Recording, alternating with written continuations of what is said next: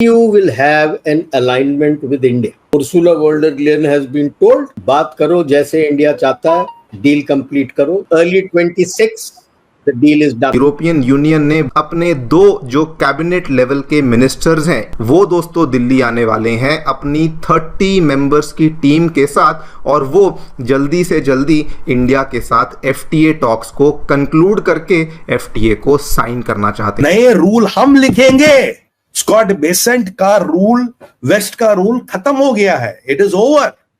और आपको मैं बताऊंगा स्कॉट बेसेंट को डर क्यों लग रहा है, क्योंकि इसने मेरे देश के रुपये का अपमान करने की कोशिश किया. It seems bizarre that we are alone being singled out for allegedly financing the Russian war effort when others are doing far more than we are. एक उनके जो ट्रेड कमिश्नर हैं और एक उनके जो एग्रीकल्चरल कमिश्नर हैं, जो कि अपनी भाषा में बात करें तो कैबिनेट मिनिस्टर्स माने जाते हैं. चाइना भी सर भारत की तरफ आगे बढ़ा रहा है. देश चीन की तरफ नहीं जा रहे. परसों वर्चुअल मीट है पूरे ब्रिक्स का. अपने EAM बैठ रहे हैं. Future strategy to counter Trump's tariff war. I think that Indian culture gave to the world so much and impacted much beyond its geographical area. India के एक लॉबिस्ट हैं जिनको इंडिया ने $1.8 मिलियन सालाना देता है, हु इज क्लोज कॉन्फिडेंट है Donald Trump का. नमस्कार दोस्तों, ऑपरेशन सिंदूर के बाद जियोपॉलिटिक्स इतनी तेजी से बदली है कि भारत बहुत ही स्ट्रॉन्ग पोजीशन में आ गया है. अब ऐसा लग रहा है कि पूरी दुनिया भारत के बिना कुछ है ही नहीं, पूरी दुनिया भारत के ही पास आ रही और अब भारत ही दुनिया है.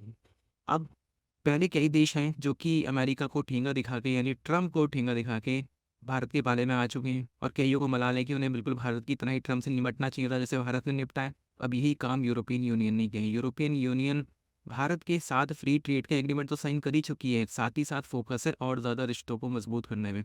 अब ये बहुत बड़ा एक फेलियर है ट्रम्प की नीति होगा. जिस तरह से ट्रम्प ने पॉलिसीज अपनाई थी इंडिया के अगेंस्ट, उसकी आलोचना पूरी दुनिया में हुई है. पूरी दुनिया ने कहा है कि भाई ये चीज़ ठीक नहीं थी, ये गलत कर रहा था ट्रम्प और अपने पागलपन में कर रहा था.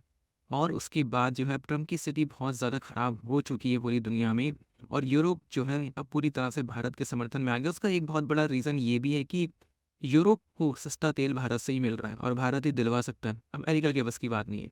अब कहा जा रहा है कि जो पुतिन है रूस के राष्ट्रपति वो भारत आ रहे हैं जो संबंध में, और हो सकता है कि जेलेंस्की जो यूक्रेन के राष्ट्रपति वो भी आएंगे, और हो सकता है कि भारत अब मध्यस्थता करेगा रशियन यूक्रेन वॉर में. यानी कि वो सपना जो डोनाल्ड ट्रम्प देख रहे थे अब वो मोदी जी पूरा करेंगे, वो उनकी किस्मत में आ गए. आप इस सब के बारे में क्या सोचते हैं कमेंट बॉक्स में ज़रूर लिखिएगा. वीडियो अच्छा लगे तो लाइक करें, शेयर करें, चैनल को सब्सक्राइब करना न भूलें और बेल का आइकन प्रेस करें लेटेस्ट नोटिफिकेशन के लिए. आइए आगे बढ़ते हैं इस वीडियो में.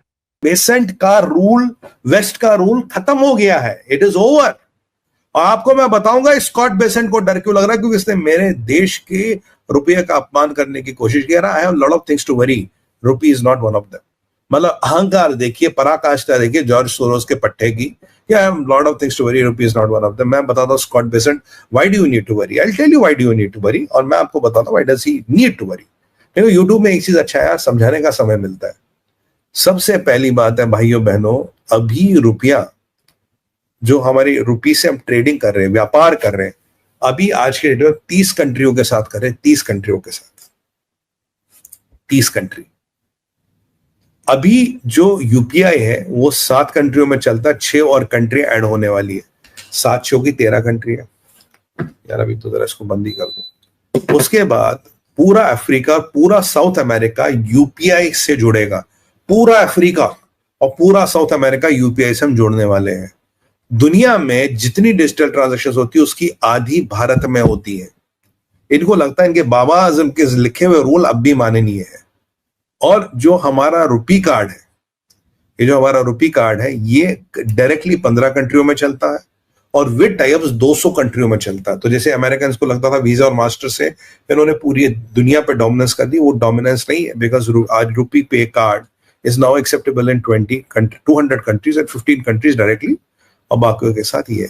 और it's a matter of time रुपये को IMF की किटी में आना पड़ेगा. IMF की किटी में आना पड़ेगा तो रुपये इसमें सबको एज पर प्रोपोर्शन अपने करेंसी रिजर्व रखने पड़ेंगे. तो स्कॉट बेसेंट को ये चीजें मेरे से अच्छी तरह से जानता है. स्कॉट बेसेंट को पता कि ये चीज होने वाली है, उसको इसीलिए चुल मच गई। वो हमें दिखा रहा 286 का कहते ना ब्रोशर, हमने कहा 286 का टाइम नहीं है बेटा। जैसे पहले इतने बड़े मैग्नेट आते थे, फिर रेयर अर्थ से इतने मैग्नेट आने लगे, उसमें पावर उतनी होती है। तो यहाँ टेक्नोलॉजी बदल रही है, चीजें बदल रही है, और भारत जो अब खुल के खेलेगा ये चीजें और बढ़ेंगी। और इसीलिए स्कॉट बेसिन को चुल लग रही है, उसको मिर्चे लग रही है कि ये हो क्या रहा है, क्योंकि इनका ग्लोबल पावर फ्लो पे पावर सेंटर्स में इन्फ्लुएंस कम हो रहा है।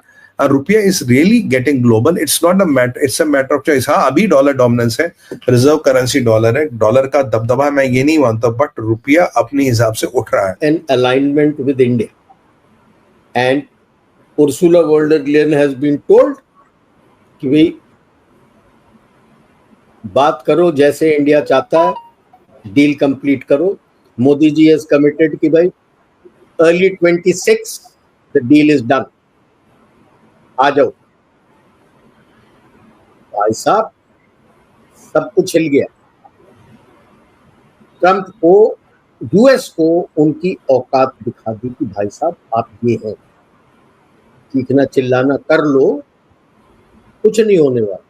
अब आप अंदाजा लगा लो, ईयू आपके साथ आ गया, ग्लोबल साउथ, क्योंकि ये फिनलैंड के प्रेसिडेंट ने चीखा था ट्रंप के ऊपर कि सुधर जाओ, otherwise you lose global south. It is not SCO, it's BRICS that they are very scared of.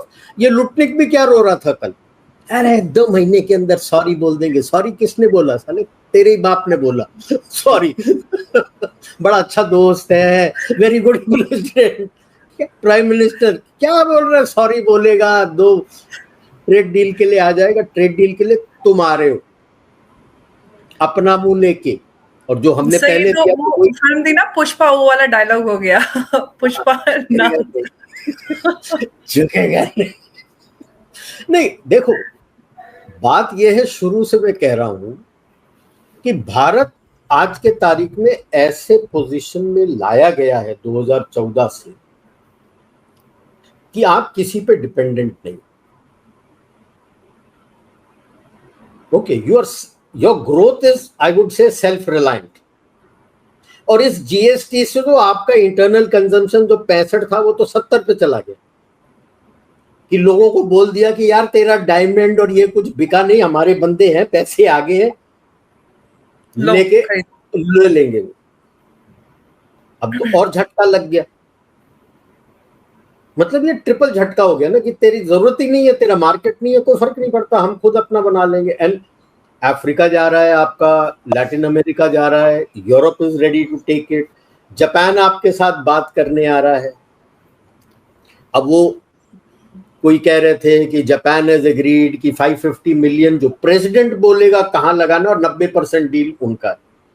तो मैंने हंस के ट्वीट में लिखा था कि भाई साहब मेरे को साइंड एग्रीमेंट तो दिखा दो, ये सब तो बातें हवा में है, एग्रीमेंट तो दिखा दे जो साइंड है। जैसे ट्रंप अपना ढिंडोरा पीटता है ना, 9 जन के साथ ट्रीटी हो गया, डैम गुड, साइंड पेपर तो दिखा दे मेरे को, किसी को भी, तेरी जनता को ही दिखा दे, चल मुझे मत दिखा, तेरी जनता को तो दिखा दे, तेरी टीम को तो दिखा दे यार, कांग्रेस को तो दिखा दे। कोई एग्रीमेंट किसी के साथ नहीं हुआ है, सबने हामी भर दी और चले गए।